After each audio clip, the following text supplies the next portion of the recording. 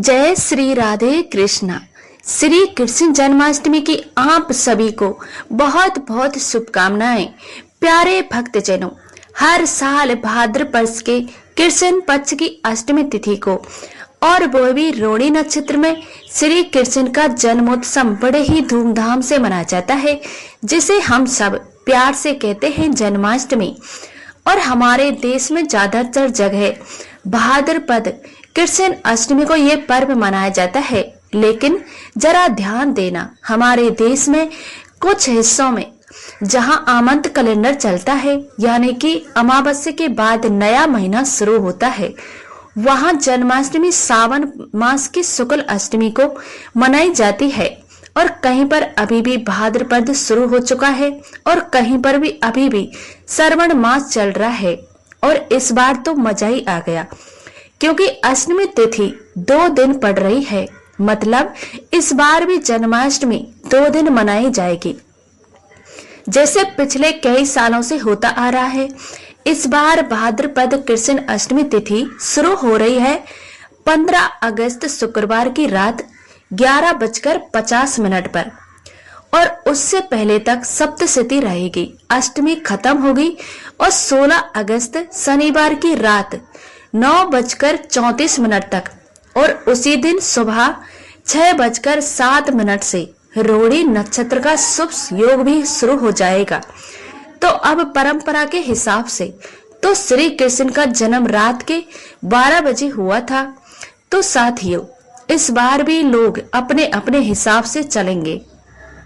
कोई 15 अगस्त को जन्मोत्सव मनाएगा तो कोई 16 अगस्त को। साथियों, मेरा कहना यह है कि अपने इलाके और अपनी सोसाइटी के, अपने परिवार की परंपरा के हिसाब से मनाओ, यही सही रहेगा। अगर आप 15 अगस्त को जन्माष्टमी मना रहे हैं तो 16 अगस्त को दही हांडी मनाना, और जो 16 अगस्त को जन्माष्टमी मनाएंगे वो 17 अगस्त को दही हांडी फोड़ेंगे।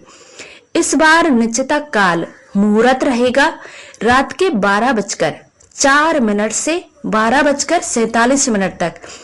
जो लोग व्रत रखते हैं वह 12 बजे की पूजा के बाद ही व्रत खोल सकते हैं, लेकिन हाँ, कुछ लोग अगले दिन सूर्य उदय के बाद खोलते हैं, तो वह आपकी परंपरा पर है। चंद्र उदय का समय 12 अगस्त रात के 11:03 से 16 अगस्त रात के 11:51 है। प्रिय साथियों, कथा को अंत तक अवश्य सुनो। ये कथा केवल श्रवण नहीं है, एक जीवित आत्मिक और अनुभव है। अब प्रारंभ करते हैं श्री कृष्ण जन्माष्टमी की ये दिव्य कथा। साथियों, प्राचीन भारत की पवित्र भूमि पर जहां धर्म और कर्म की गाथाएं हवा में घुली हुई थी, जहां प्रत्येक कण के किसी न किसी दिव्य व्यक्ति का वास माना जाता था, वहां पर एक ऐसी रात आई जिसने इतिहास रच दिया। ये कोई साधारण रात नहीं थी, बल्कि मथुरा के आकाश में एक गहन अंधकार छाया हुआ था, जो केवल चांदनी का अभाव नहीं था, बल्कि कंस जैसे क्रूर और निष्कुश के सम्राट के हत्याचारों का प्रतीक था। उसकी काली छाया पूरे राज्य को अपने आगोश में लिए हुए थी, और उसके हृदय में केवल एक ही भय था, देवकी की 8वीं संतान। ये कथा केवल एक साधारण घटना का वर्णन नहीं है, बल्कि ये आस्था, संपूर्ण देह, हस्तक्षेप और प्रकृति के साथ मनुष्य के गढ़ संबंध की एक ऐसी कथा है जो हमें सिखाती है कि जीवन की सबसे बड़ी बाधाएं भी कैसे दूर हो सकती है, यदि हमारे भीतर अटूट विश्वास और श्रद्धा हृदय हो। तो ये नैतिक बल की कथा है जो हमें हर संकट से उभारने की शक्ति देता है।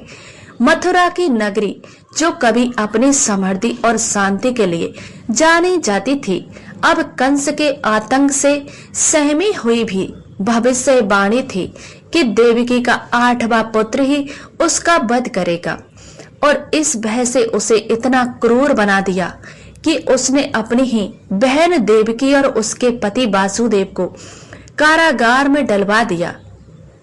एक एक करके उसने देवकी की 7 संतानों को जन्म लेते ही निर्दय पूर्वक मार डाला।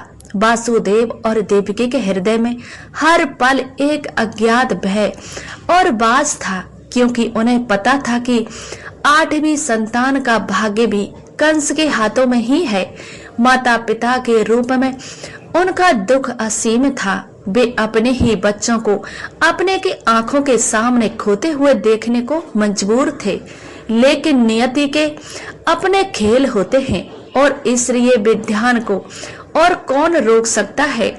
अंधकार से भरी उस आधी रात में जब चारों ओर सन्नाटा पसरा था और केवल हवा में एक अजीबी सी उदासी थी, देवकी ने अपने 8वें पुत्र को जन्म दिया।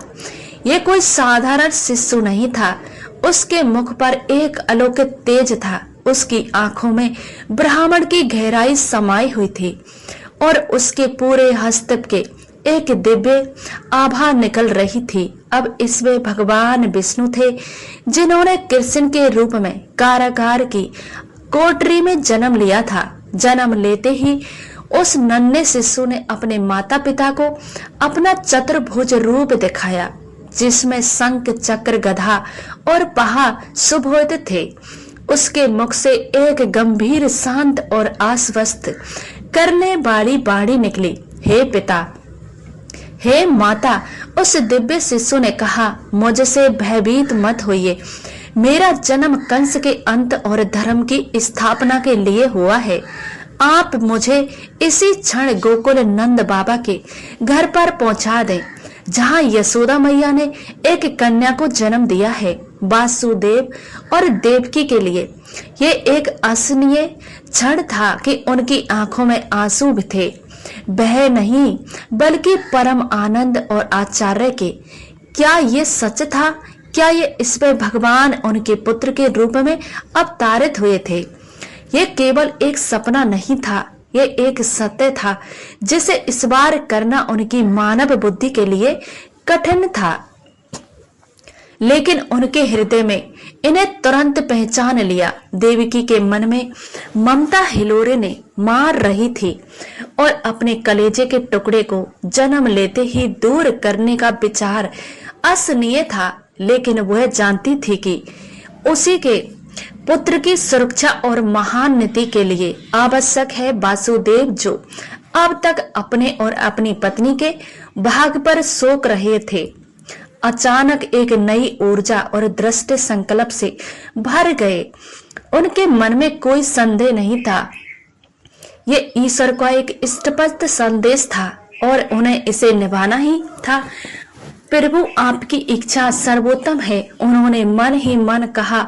अंधेरी रात कारागार की मजबूत दीवारों और कारे पहरे के बीच वासुदेव को लगा कि यह कार्य असंभव है, लेकिन जब ईश्वर हाथ में साथ हो तो असंभव भी संभव हो जाता है। जैसे ही नन्हे कृष्ण ने अपने पिता को गोकुल ले जाने का आदेश दिया तो एक अद्भुत घटना घटी। कारागार के सभी द्वार लोहे की मोटी मोटी जंजीरों से कसकर बंद थे, अपने आप खुल गए। पहरेदार जो अपनी नींद में भी सहज रहते थे, गहरी निद्रा में सो गए, मानो किसी दृश्य शक्ति ने उन्हें अपने बस में कर लिया हो। ये सब देव की चमत्कार था, एक आस्था प्रतिफल। वासुदेव ने तुरंत अपने नवजात शिशु को एक छोटी टोकरी में रखकर, उनके हाथ कांप रहे थे, न डर से बल्कि उस असीम उत्तराधिक और प्रेम की गहना से जिसे वह अपने कंधों पर महसूस कर रहे थे। उन्होंने टोकरी को सावधानी से अपने सिर पर उठाया। श्री कृष्ण टोकरी में शांत लेटे थे, उनकी छोटी छोटी आंखें खुली थी, मानो वह इस पूरी घटना को मुख्य साक्षी हों और इसके सूत्रधार। धीरे धीरे वासुदेव कारागार के खुले द्वारों से बाहर निकले। मथुरा की सड़कें सुनसान थी, हवा में एक रहस्यमय शक्ति थी। आकाश से हल्की हल्की बूंदी शुरू हो चुकी थी, जो धीरे धीरे मूसलाधार वर्षा में बदलने वाली थी। वासुदेव ने तेजी से कदम बढ़ाए। उनके मन में एक एक ही धुन थी कि अपने पुत्र को सुरक्षित गोकुल पहुंचाना। हर कदम पर उनके हृदय में भय और आशा के बीच में दरक चल रहा था। एक ओर कंस क्रूर चेहरा था, दूसरी ओर नन्हे कृष्ण का दिव्य मुख। नैतिक रूप से ये एक पिता अपने पुत्र के प्रति कर्तव्य नहीं था, बल्कि एक भक्त अपने आराध्य के प्रति समर्पण था। बारिश तेज होती रही थी और आकाश में बिजली कड़क रही थी और गरज से पूरा वातावरण गूंज रहा था। वासुदेव के वस्त्र भीग चुके थे, लेकिन उन्हें इसकी कोई परवाह न थी। वे बस आगे बढ़ते रहे, अपने मस्तक पर केवल गोकुल का चित्र लिए हुए। ये यात्रा सिर्फ मथुरा से गोकुल तक की शारीरिक दूरी नहीं थी, बल्कि भय से मुक्ति और आस्था थी। और एक और प्रतीकात्मक यात्रा थी। कुछ दूर चलने के बाद वासुदेव उस स्थान पर पहुंचे जहां यमुना नदी मथुरा और गोकुल के बीच में बहती थी। आमतौर पर यमुना शांत और उथली रहती थी, जिसे आसानी से पार किया जा सकता था। लेकिन उस रात का दृश्य कुछ और ही था। वासुदेव ने जो देखा उसने उनके हृदय में एक पल के लिए हिला दिया। यमुना नदी के अपने पूरे उफान पर मूसलाधार वर्षा के कारण उसका जलधार इतना बढ़ गया था कि अब वह अपने किनारों को तोड़कर बाहर निकल रही थी। नदी थी धार इतनी तीव्र थी कि उसे पार करने के बारे में सोचना भी अपनी जान को खतरे में डालना था। गरजना करती हुई लहरें अंधेरे में डरावनी लग रही थी। वासुदेव के पैरों में तले से जमीन खिसक गई। कैसे असंभव है, संभव है कि क्या यही रुक जाऊं? क्या मेरी सारी मेहनत व्यर्थ हो जाएगी? क्या कंस की विजय होगी? उनके मन में हजारों प्रश्न कूद गए थे, दौड़ रहे थे। निराश का एक काला बादल उनके ऊपर मंडराने लगा। उन्होंने टोकरी में लेटे नन्हे कृष्ण को देखा। शिशु शांत था, उसके मुख पर वही दिव्य मुस्कान थी। वासुदेव ने सोचा, क्या यही मेरी परीक्षा है? प्रभु, क्या अब कोई रास्ता नहीं है? लेकिन ये केवल एक प्राकृतिक आपदा नहीं थी, बल्कि एक अलौकिक घटना थी जिसे केवल आस्था की आंखों से ही देखा जा सकता था। प्राणों में वर्णित है। यमुना जी कोई साधारण नदी नहीं है, बल्कि वे ईश्वर भगवान कृष्ण की अनन्य भक्त हैं। जब उन्हें पता चला कि उनके आराध्य उन्हें कृष्ण इस मार्ग से गोकुल जा रहे हैं, तो उनकी भक्ति और प्रेम इतना उमड़ पड़ा कि वे ईश्वर को रोक नहीं पाई। उनकी उत्कंठ अभिलाषा था कि वे अपने प्रभु के चरणों को स्पर्श कर सकें और उन्हें अपने जल में समाहित कर लें, उनकी पावनता को अपने भीतर समेट लें। इसलिए उन्होंने अपने जल स्तर को ऊपर उठाना शुरू कर दिया।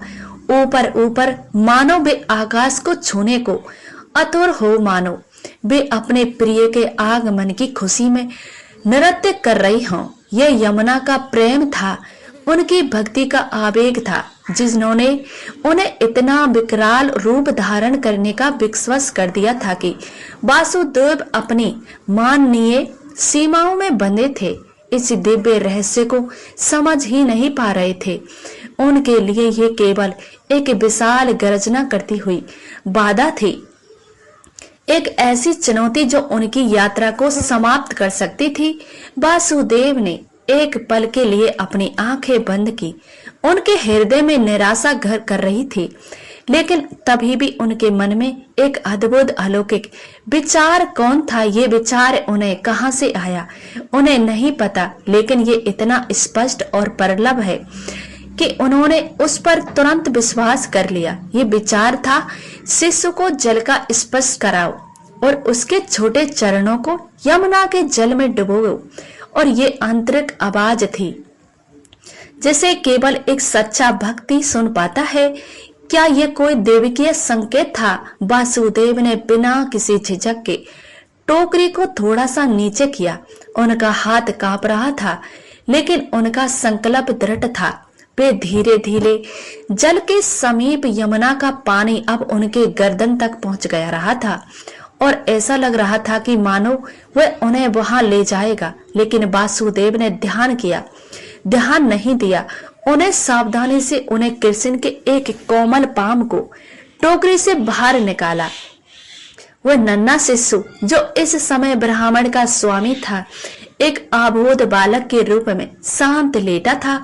उसके पैर में इतने छोटे थे कि इतने कोमल थे मानो किसी फूल की पंखुड़ी हो।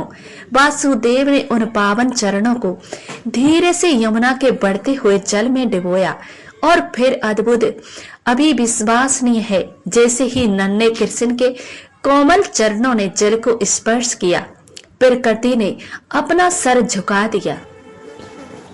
यमुना जो अभी तक अपनी प्रचंड शक्ति का प्रदर्शन कर रही थी, अचानक शांत हो गई। उसे गर्जन रुक गई, उसकी लहरें थम गई। जलधर को जो भी तक वासुदेव की गर्दन तक था, धीरे धीरे नीचे उतरने लगा। नीचे नीचे एक जादू से भी बढ़कर चमत्कार था। वह क्षण था जब आस्था ने भौतिक बाधा को परास्त कर दिया। यमुना अपने आराध्य के चरणों को स्पर्श पाकर ईश्वर को धन्य महसूस किया। उसकी सारी जगड़ता, सारी प्रचंडता समाप्त हो गई। वह अब एक शांत, सौभ्य और श्रद्धाभानत माँ की तरह बन रही थी। उसके जल में एक मार्ग बन गया, मानो वह वासुदेव को सुरक्षित रास्ता दे रही थी। उसके जल की गहराई इतनी कम हो गई कि वासुदेव आसानी से उसे पैदल ही पार कर सकते थे, बिना किसी खतरे के। वासुदेव ने आभासनीय से देखा कि उनकी आंखों खुली और आश्चर्य से भर गई। जय हो प्रभु उनके होठों से अनायास ही निकल पड़ा। वे समझ गए कि उनके कृष्ण का ही प्रताप है, उनका ही नैतिक बल है, जिसने प्रकृति को भी अपना दास बना लिया। यमुना के उस शांत हुए मार्ग से वासुदेव ने टोकरी को सिर पर उठाया, पार किया। उनके साथ ही ये विशाल के शेष नाग भी प्रकट हुए और उन्होंने अपने फन फैलाए। वर्षा और तूफान से उन्हें कृष्ण को और बचाया। ये भी एक और देव संकेत था जो ये दर्शाता था कि ब्राह्मण की हर शक्ति इस दिव्य कार्य में सहयोग कर रही थी। यमुना पार करने के बाद वासुदेव ने तेजी से गोकुल की ओर कदम बढ़ाए। वहां भी एक दृश्य घटना घटित हुई कि उसी रात नंद बाबा पत्नी यशोदा ने एक कन्या को जन्म दिया था। वासुदेव सीधे नंद बाबा के घर पहुंचे। वहां भी सभी गहरी नींद में थे, मानो कोई दृश्य शक्ति उन्हें सुला रही हो। वासुदेव ने सावधानी से शिशु कृष्ण को यशोदा के पास लेटाया और बदले में यशोदा की नवजात कन्या को उठा लिया। फिर उतनी ही खामोशी से वे वापस मथुरा की ओर चल पड़े। मथुरा पहुंचकर उन्होंने कन्या देवकी के पास लेटाया और फिर कारागार के द्वार अपने आप बंद हो गए। पहरेदार जाग गए और सब कुछ पहले जैसा हो गया। कंस को जब 8वीं संतान के जन्म की खबर मिली तो वह तुरंत कारागार आए और उसने कन्या को छीनकर मारने का प्रयास किया, लेकिन वह कन्या उसके हाथ से छूटकर आकाश में चली गई और देवी योग माया के रूप में प्रकट हुई। उसने कंस को चेतावनी दी, तुझे मारने वाला गोकुल में जन्म ले चुका है। और फिर अधरंत हो गई। कंस भयभीत हो उठा, लेकिन उसे क्या पता था कि वह किसे मारना चाहता था। वह कब सुरक्षित स्थान पर पहुंच चुका था। साथियों, प्रिय भक्तजनों, इस वीडियो में श्री कृष्ण जन्माष्टमी की पावन कथा यहीं पर समाप्त होती है। हम कामना करते हैं कि श्री कृष्ण की कृपा बनी रहे। श्री कृष्ण भगवान की श्री कृष्ण की कृपा आप सभी भक्तजनों पर बनी रहे। आपके जीवन में सदैव सुख, शांति, समृद्धि हो और सकारात्मक ऊर्जा का संसार होता रहे। ये विशेष दिन न केवल भक्ति भाव से भर देता है, बल्कि हमारे जीवन में एकता, प्रेम, आस्था का संदेश भी लेकर आता है। भगवान श्री कृष्ण की जन्माष्टमी की कथा को सुनने के लिए हृदय से धन्यवाद। कृपया अपने विचार और अनुभव कमेंट में अवश्य साझा करें और जय श्री कृष्ण लिखना ना भूलें। आपके द्वारा किए गए कमेंट ना केवल आपको प्रेरित करेंगे बल्कि अन्य दर्शकों के लिए भी शक्ति और श्रद्धा का स्रोत बनेंगे। जय श्री कृष्ण। ओम